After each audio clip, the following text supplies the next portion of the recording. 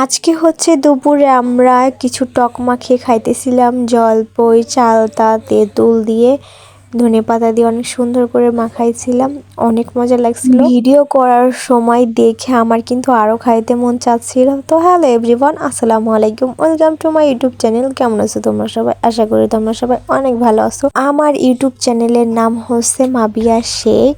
আমার হচ্ছে 38টা সাবস্ক্রাইব হয়েছে কেবল। আমি যেহেতু নিউ ভিডিও ছাড়তেছি, প্রথম ব্লগ ভিডিও করতেছি, সেই জন্য অল্প।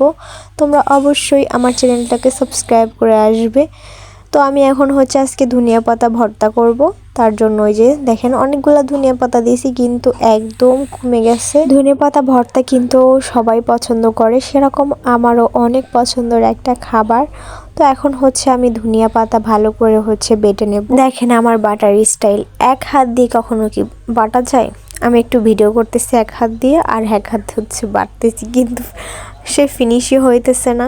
তো এখন হচ্ছে আমি ভাজি করব, আলু দিয়ে সিম দিয়ে ভাজি করব। সে ভাজিটা বসিয়ে দিয়ে পরে হচ্ছে আবার ওটা ভালো করে বেটে নেব।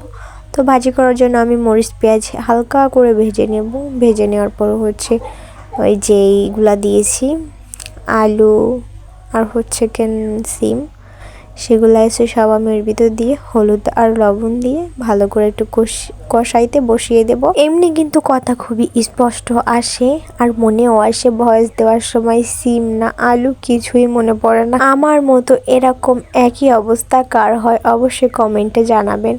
তো এই যে এখন হচ্ছে আমি ভালো করে বেটে নেব, 2 হাত দিয়ে বাটা শুরু করে দিয়েছি।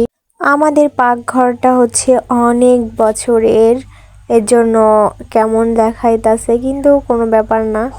বাসা পুরাতন হলে কি হয়েছে, বাসার মানুষগুলা না অনেক ভালো, এই জন্য এই বাসাটা ছেড়ে আমি কোথাও যাই না। এরা একদম আমার নিজের মতো হয়ে গেছে, আসলে আপন মানুষের থেকে কোনো অংশে কম না। তো এর জন্য আমি এইখানে আইছি হচ্ছে 3 বছর প্লাস হয়ে গেছে, 3 বছরের বেশি হয়ে গেছে। তো আমার এই বাসায় থাকতে মন চায়, অন্য কোনো বাসায় যাইতে মন চায় না। তো আমার ভাজি হয়ে গেছে, ভাজি হয়ে যাওয়ার পর আমি হচ্ছে চুলা আজকে অনেক নোংরা হয়ে গেছিলো, ভাত পড়ছে, পরে ভাজিটা যে করছি তেল ছিটা মিটা পড়ছে। তো এখন হচ্ছে আমি এটা ভালো করে মুছে নিতেছি। আগে হচ্ছে একটু ভিমবার দিয়া এটা মাজতেছি, মাজার পর একটা শুকনা কাপড় দিয়া পরে হচ্ছে এটা ভালো করে মুছে নিলে ক্লিন হয়ে যাবে। আজকে এই পর্যন্ত, সবাই ভালো থাকবেন, সুস্থ থাকবেন, আল্লাহ হাফেজ। আর আমাকে বেশি বেশি করে ভালোবাসা দিবেন, সাবস্ক্রাইব করবেন।